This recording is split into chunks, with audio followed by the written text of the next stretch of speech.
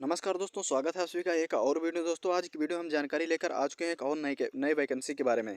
दोस्तों यह वैकेंसी शिक्षकों की भर्ती के लिए वैकेंसी जारी की गई है। दोस्तों यह जारी किया गया विज्ञप्ति पत्र है। आप इसमें देख सकते हैं पूरी की पूरी जानकारी यहाँ पर दी गई है। विद्यालय का नाम दिया, कितना मानदेय मिलना है, किस विषय से आप हैं और कितनी आपके पदों की संख्या है, इसकी पूरी जानकारी दोस्तों यहाँ पर स्टेप बाय स्टेप दी गई है। इसलिए मैं पूरी जानकारी यहाँ पर आपको बताने वाला, इसलिए वीडियो में आपको अंत तक बनाए, कहीं भी स्किप नहीं करना, जिससे आप पूरी जानकारी पाकर इसमें ऑनलाइन आवेदन कर सकें। आप देख सकते हैं 23 दिसंबर 2023 को जारी किया गया विज्ञप्ति पत्र है और जिला बेसिक शिक्षा अधिकारी गौतम बुद्ध नगर द्वारा जारी किया गया। दोस्तों इसमें संचालित 3 कस्तूरबा गांधी आवासीय बालिका विद्यालय में शैक्षिक विशेषतर शिक्षिता कर्मियों के लिए दोस्तों इसमें जो है भर्तियां निकाली गई हैं और इसमें जो आवेदन करना है दोस्तों, उसमें दोस्तों यहाँ पर निर्धारित प्रारूप पर पंजीकृत डाक द्वारा जिला बेसिक शिक्षा अधिकारी सूरजपुर गौतम बुद्ध में पिन कोड दिया गया। 14 जनवरी 2024 तक शाम 5 बजे तक आवेदन प्राप्त किए, यानी कि जो दोस्तों पंजीकृत डाक है उसी माध्यम से आपके आवेदन प्राप्त किए जाएंगे 14 जनवरी 2024 तक। इस बात का ध्यान रखना है और किसी माध्यम से आपके आवेदन प्राप्त नहीं किए जाएंगे। अगर और किसी माध्यम से आप आवेदन करते हैं तो उस पर विचार नहीं किया, निरस्त कर दिया जाएगा। अब दोस्तों यहाँ पर विद्यालय का नाम दिया गया, रिक्त पद का नाम दिया गया, मानदेय दिया गया है, शैक्षिक योग्यता दी है। दोस्तों विद्यालय का नाम दिया दनकौर मॉडल सेकंड, रिक्त पद का नाम पूर्णकालिक शिक्षिका, मानदेय दोस्तों 22,000 रुपये दिए गए और विषय का विवरण सामाजिक विषय से होना चाहिए। वर्ग दोस्तों अनुसूचित जाति के लिए एक पद की संख्या। दोस्तों यहाँ पर शैक्षिक योग्यता दोस्तों जो दी गई यहाँ पर उसकी जानकारी दी गई, मतलब आपको स्नातक होना है, जिस विषय से आप आवेदन करें उस विषय का स्नातक होना और टीटी होना जरूरी है दोस्तों। यहाँ पर ये उसके समकक्ष कोई डिग्री आपके पास होना चाहिए दोस्तों। और दोस्तों यहाँ पर जो दूसरी वाली दी गई है दनकौर मॉडल सेकंड में, वहाँ भी है। और यहाँ पर अंशकालिक शिक्षिका के लिए दोस्तों यहाँ पर 9800 रुपये वेतन रखा गया है। यहाँ पर दोस्तों देखते हैं प्रशिक्षित स्नातक एनसीईटी से मान्य बीएड समकक्ष एलईटी आदि जो डिग्री आपके पास होनी चाहिए और उच्च प्राथमिक स्तर टीटी की परीक्षा आपके पास उत्तीर्ण हो, वो उत्तीर्ण हो, उसका सर्टिफिकेट होना चाहिए। और दोस्तों यहाँ पद की संख्या दोस्तों एक दी गई है। अब दोस्तों यहाँ बात करें दनकौर मॉडल सेकंड अंशकालिक शिक्षिका, दोस्तों यहाँ पर 9800 रुपये वेतन रखा गया है और दोस्तों कंप्यूटर शिक्षा के लिए है। और 2 अनुसूचित एवं एक अनारक्षित, 3 पद हैं, 2 अनुसूचित जाति के, एक अनारक्षित पद के लिए वेतन रखा गया दोस्तों। यहाँ पर देख सकते हैं पूरी जानकारी यहाँ पर दी गई है। 98 रुपये इसका वेतन मिलने वाला है। और दादरी मॉडल फर्स्ट में दिया गया दोस्तों अंशकालिक शिक्षिका के लिए, यहाँ पर भी 98 वेतन मिलने वाला है। और आपको यहाँ पर भी योग्यता जो होनी चाहिए, जिस विषय से आप उस विषय स्नातक होना चाहिए और टीटी पास होना चाहिए और कोई डिप्लोमा, अगर ओ लेवल का डिप्लोमा तो ओ लेवल डिप्लोमा आपके पास अगर होना चाहिए। और दनकौर मॉडल सेकंड पूर्णकालिक लेखाकार दोस्तों दिया गया है, यहाँ पर 11,000 रुपये आपको वेतन मिलने वाला है। स्नातक वाणिज्य से दोस्तों आपको स्नातक होना चाहिए और दोस्तों ओ लेवल डिप्लोमा अथवा समकक्ष कोई अन्य योग्यता होनी चाहिए, कंप्यूटर डिग्री भी आपके पास होनी चाहिए। और दोस्तों इसमें एक ही पद है अनुसूचित जाति का, वो भी एक पद है अनुसूचित जाति का। और दोस्तों यहाँ पर दादरी मॉडल फर्स्ट में दिए गए सहायक रसोइया के लिए 5,175 वेतन इसमें दोस्तों रखा है। कक्षा 8 उत्तीर्ण होना चाहिए दोस्तों।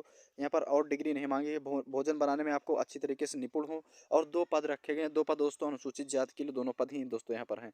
और दोस्तों दनकौर मॉडल सेकंड सहायक रसोइया के 5175 इसमें भी है दोस्तों, 2 पद इसमें भी हैं। और दनकौर मॉडल सेकंड चौकीदार के दोस्तों हैं, इसमें चौकीदार के लिए 5750 रुपये वेतन रखा है। कक्षा 8 उत्तीर्ण होना चाहिए और कोई रोगग्रस्त आप ना हो। और 2 पद इसमें एक दोस्तों अन्य पिछड़ा वर्ग के लिए है, ओबीसी के लिए, एक अनारक्षित दोस्तों, 2 पद इसमें भी हैं। और दोस्तों अब इसमें कुछ निर्देश शर्तें दी गई हैं, क्या निर्देश दिए गए हैं, कब तक आप आवेदन कर सकते हैं, इसकी भी जानकारी दी गई है दोस्तों। आवेदन पत्र निर्धारित प्रारूप पर साफ एवं सुंदर अक्षरों में हस्तलिखित अंकित स्वीकार, यानी कि आपको कोई भी काट पीट ना हो, अच्छी तरीके से आपको वहाँ पर जानकारी लिखी हो। और पूर्णकालिक शिक्षिका, अंशकालिक शिक्षिका, पूर्णकालिक लेखाकार, सहायक रसोइया, चौकीदार के पद में महिला अभ्यर्थी केवल पात्र होंगे। अंशकालिक शिक्षिका के पद के समस्त पूर्णकालिक पद होंगे, यानी कि महिला अभ्यर्थियों के लिए वैकेंसी है, चौकीदार और रसोइयों के लिए। और आवेदन पत्र के साथ स्वयं का पता लिखें। 2 लिफाफे जिसमें प्रत्येक पर 42 रुपये का डाक टिकट लगा हो, संलग्न करना अनिवार्य है, यानी कि आप जो डाक टिकट करेंगे उसके लिफाफे 2 होने चाहिए और दोनों पर 42 रुपये का डाक टिकट लगा हो। आवेदन पत्र के लिफाफे पर कस्तूरबा गांधी आवासीय विद्यालय पद का नाम एवं विज्ञापन संख्या अवश्य अंकित हो, यानी कि लिफाफे पर आपका कस्तूरबा गांधी आवासीय विद्यालय का नाम होना चाहिए और विज्ञापन संख्या दोनों अंकित होना चाहिए दोस्तों पर अच्छी तरीके से। और कस्तूरबा गांधी बालिका विद्यालय में ऐसे शिक्षकों को जो निर्धारित अर्हता रखते हों दोस्तों, उनकी योग्यता जो दोस्तों दी गई यहाँ पर दोस्तों 1/4/2023 तक, यानी कि असमस्त पदों आयु सीमा दोस्तों 1/4/2023 के से ली जाएगी।